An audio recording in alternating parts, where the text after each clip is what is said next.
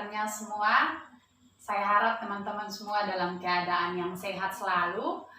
Jumpa lagi bersama dengan saya Ani Hamam. Dan malam hari ini saya tidak sendiri. Tentu kita masih tetap bersama dengan Dr. Eduardo Silalahi, biasa dipanggil Pak Andi. Halo Pak, malam sehat Pak? Sehat ya, baik-baik. Ya, tolong semuanya ya, di Tuhan.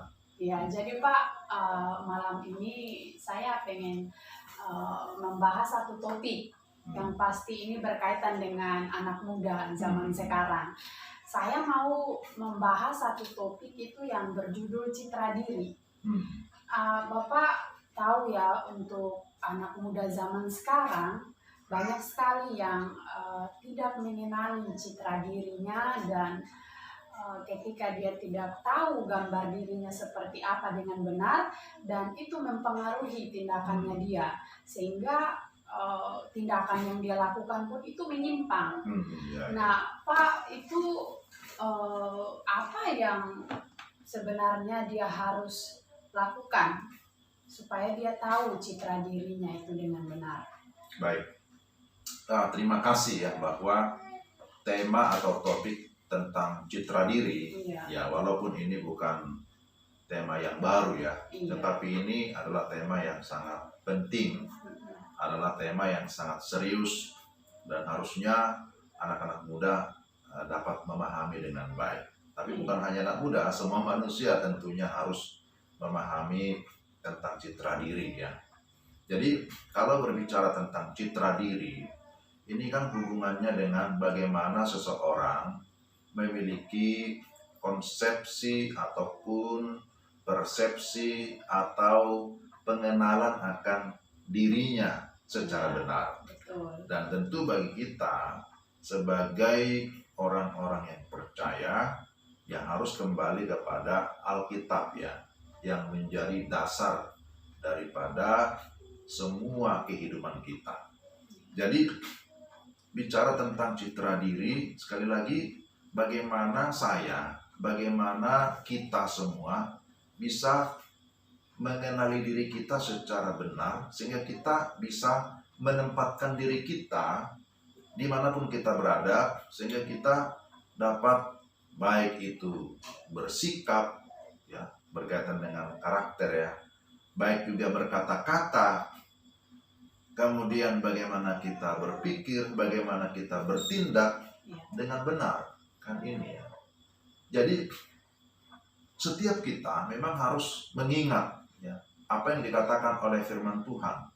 Kejadian pasal 1 ayat 26 sampai dengan ayat 27 itu bicara tentang bagaimana Tuhan menciptakan kita. Tuhan menciptakan manusia ya, berbeda dengan semua ciptaan yang lain. Bedanya apa? Bahwa manusia disebutkan sebagai gambar dan rupa Allah. Jadi manusia itu disebut sebagai image of God, sebagai gambar Allah. Nah, itulah perbedaan manusia dengan seluruh ciptaan yang lain. Tidak pernah tumbuh-tumbuhan, hewan disebut sebagai gambar Allah, tidak ya. Tapi hanya manusia saja. Sehingga manusia akhirnya bisa mencerminkan kemuliaan Tuhan. Karena di dalam diri manusia ada sifat-sifat Allah yang Tuhan berikan, yang Tuhan komunikasikan, sehingga dengan demikian dia bisa memiliki relasi yang baik dengan Tuhan, tapi juga dengan sesama, dengan alam, kan begitu ya. Jadi ketika Tuhan menciptakan manusia, diciptakan sempurna dan mulia, itu sebabnya manusia bisa menjadi dutanya Tuhan di tengah-tengah dunia. Tetapi, ini tetapi ya, ketika kita membaca Kejadian pasal 3, maka di sana kita temukan manusia jatuh ke dalam dosa. Kenapa manusia jatuh ke dalam dosa? Ya, secara singkat yaitu karena pemberontakan ya, karena ketidaktaatan akan firman. Ya, tidak taat akan firman. Manusia jatuh ke dalam dosa. Dan ketika manusia jatuh ke dalam dosa, Alkitab mencatat manusia itu kehilangan kemuliaan Allah. Manusia yang sudah berdosa terputus relasinya dengan Allah. Maka kalau terputus relasi dengan Allah, otomatis dia tidak mengenal Allah. Manusia itu tidak lagi mengenali dirinya. Manusia itu sudah kehilangan arah. Manusia itu tidak tahu lagi apa tujuan hidupnya. Nah, itu karena apa? Karena dosa itu. Jadi dosa itu sesuatu yang sangat sangat kejam, sangat serius ya. Jangan main-main dengan dosa. Nah, tadi Bapak sempat menyinggung ya, ketika dia sudah kehilangan relasi dengan Allah, dan itu juga mempengaruhi dengan citra dirinya. Nah, ketika seperti itu Pak, bagaimana supaya dia mendapatkan kembali citra dirinya itu dengan benar? Ya, ini juga pertanyaan yang sangat menarik dan serius ya. Jadi ini perlu ditegaskan. Ketika manusia sudah jatuh ke dalam dosa, memang manusia selalu berusaha ya. Berusaha untuk mungkin meningkatkan skillnya, keterampilannya gitu ya. Mungkin berusaha untuk meningkatkan kemampuannya, pengetahuannya ya, dengan harapan supaya dia bisa kembali bangkit, bisa kembali memiliki satu kualitas, menjadikan hidupnya mungkin lebih berarti, lebih berharga. Tapi kenyataannya kan kita juga tahu ya, atau banyak juga orang berkisah, sekalipun dia memiliki banyak kekayaan, memiliki jabatan, memiliki banyak uang, pengetahuan, filsafat, kecantikan, dan lain sebagainya ya. Memiliki segalanya. Ya. Tetapi tetap merasa tidak berharga, tetap merasa ada sesuatu yang kurang. Kok rasanya hidup ini kurang berharga, kurang berarti. Ya, jadi itu disebut dengan kurang meaningful ya, kurang merasa berharga. Ya, kenapa? Karena memang tadi itu ada dosa yang menjadi penghalang. Maka bagaimana caranya ya? Bagaimana caranya supaya dia bisa memiliki relasi kembali dengan Tuhan, memiliki citra diri yang positif, yang benar? Ya, caranya memang dia harus kembali kepada firman ya. Apa yang dikatakan firman? Seseorang harus memiliki ya pertobatan. Dia harus sadar akan dosanya. Dia harus mengaku dosanya. Dia harus mengalami pemulihan yang dikerjakan oleh Tuhan. Dan itu sebenarnya yang kita lihat dalam Alkitab, bahwa dia tidak bisa melakukan dengan usahanya sendiri. Nah, itu sebabnya ada konsep penebusan. Tuhan mengerjakan penebusan di dalam diri manusia melalui pribadi Yesus Kristus. Ya, dengan jalan dia percaya dan terima Yesus, maka oleh Roh Kudus dia dilahirkan secara rohani, kemudian hubungan dengan Tuhan dipulihkan ya. Dia mengenal Tuhan, dan ketika dia mengenal Tuhan, dia dimampukan untuk bisa mengenali diri, dimampukan untuk bisa menerima diri, dan juga bisa menerima sesama. Nah, ini hal yang sangat penting. Jadi kuncinya ada pada pemulihan ya, ataupun karya penebusan yang membawa dia kepada sebuah kepastian hidup yang kekal, kepada keselamatan yang kekal. Nah, ini poin yang sangat penting. Ya, apakah ketika saat dia sudah percaya dan menerima Kristus itu sebagai Tuhan dan Juru Selamatnya, apakah di saat yang sama juga dia akan sempurna? Ya, tentu itu merupakan titik balik ya. Ya, pertobatan atau kelahiran kembali itu merupakan titik balik. Artinya dia berbalik ya, dari dosa kepada kebenaran. Dulu kiblatnya kepada si setan, si iblis, sekarang kepada Tuhan. Dulu berada dalam kematian, kebinasaan, sekarang dalam kehidupan. Dulu dalam gelap, sekarang berada dalam terang.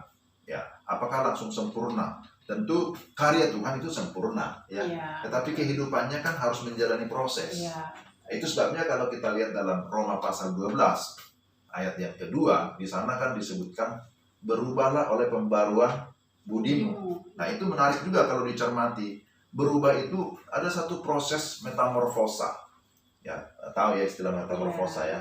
Kalau dalam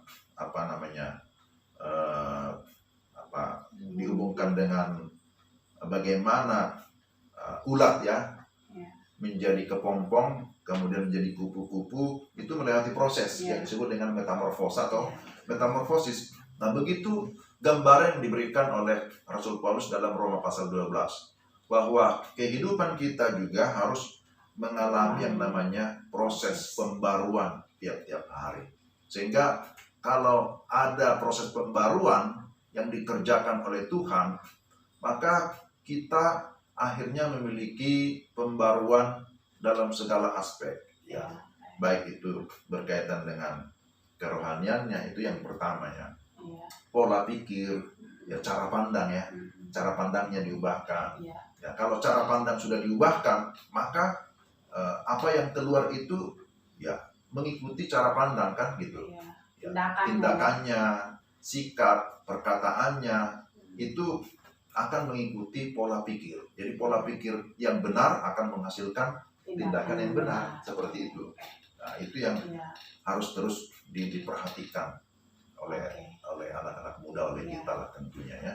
Ya, jadi ketika di saat kita percaya Tuhan Yesus, kita sudah terima Dia sebagai Tuhan dan Juru Selamat kita, di saat itu kita dipulihkan. Ya, betul. Dan kita mengalami yang namanya proses. Ya. Nah, bagaimana supaya kita bisa mempertahankan, supaya pemulihan yang Tuhan berikan bagi kita itu tetap terjaga, dan juga kita melahirkan tindakan yang benar, kita tidak melakukan penyimpangan. Ya, saya harap semua teman-teman kalau mengikuti video yang awal ya.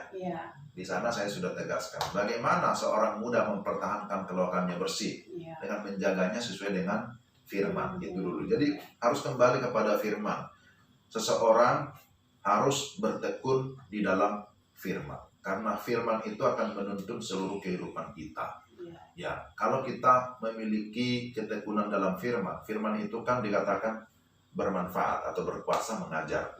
Kemudian menyatakan kesalahan, kemudian memperbaiki kelakuan, lalu apalagi mendidik orang dalam kebenaran. Nah, ketika seorang muda tetap hidup di dalam kebenaran, maka dia semakin mengenal Tuhan, itu dulu ya. Tapi kemudian dia semakin mengenali diri. Ketika dia semakin mengenali diri, maka dia sekali lagi dapat bertindak dengan benar, baik relasi vertikal dengan Tuhan dan juga dengan sesama. Sehingga oleh tuntunan firman, tentu kita percaya kalau kita sudah hidup dalam firman, Roh Kudus juga bekerja kan gitu ya. Dia mampu untuk menerima diri dengan baik. Gitu ya. Tidak lagi menganggap diri begitu tidak berharga, tidak lagi menilai diri rendah atau merasa tidak berguna, karena ya firman Tuhan itu memberikan kita penjelasan. Ada ayat juga di dalam Yesaya 43 ayat 4. Tuhan sendiri berfirman, engkau berharga di mataku. Kalau Tuhan saja menilai kita begitu berharga, ya bagaimana kita merasa diri kita tidak berharga? Nah, berharga, Tuhan berkata engkau berharga. Nah, itu bagaimana kita bisa mengalami hal itu? Tentu karena kita sudah percaya firman. Tapi juga ketika kita sudah hidup dalam firman, kita juga bisa menghargai orang lain. Ini juga penting. Sehingga kita tidak merasa diri superior atau lebih tinggi, lalu kita menganggap orang lain lebih rendah. Ya, itu tidak boleh seperti itu. Jadi firman Tuhan itulah yang akan menjadi penuntun dalam hidup kita. Sehingga kita tetap hidup di dalam citra diri yang positif.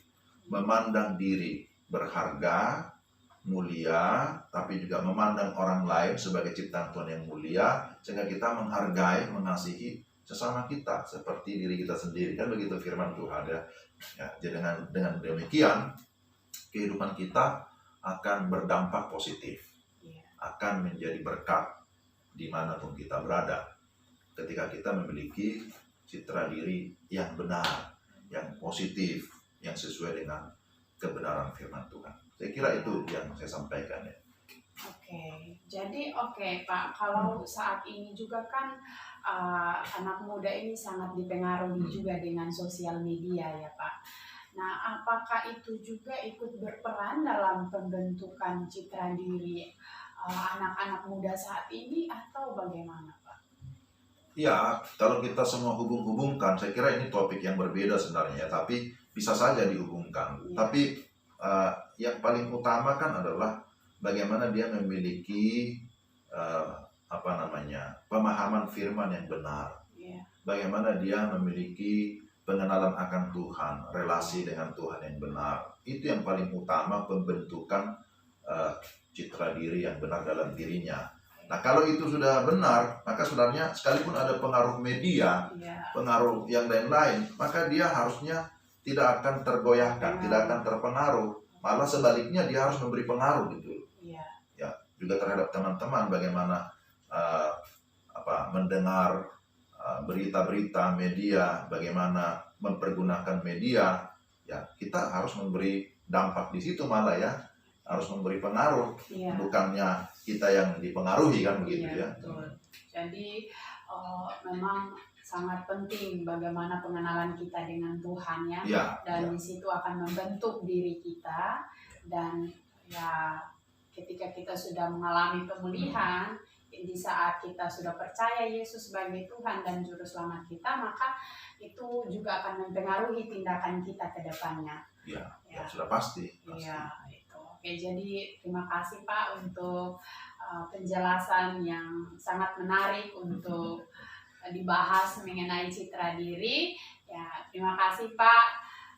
Jadi teman-teman perlu sekali kita mengenali citra diri kita dengan benar, dengan kita kembali kepada firman, kita mengenali Allah yang benar, dan itu akan mempengaruhi bagaimana kita mengenal diri kita sebagai ciptaan yang mulia, dan itu juga akan mempengaruhi bagaimana seharusnya kita bertindak.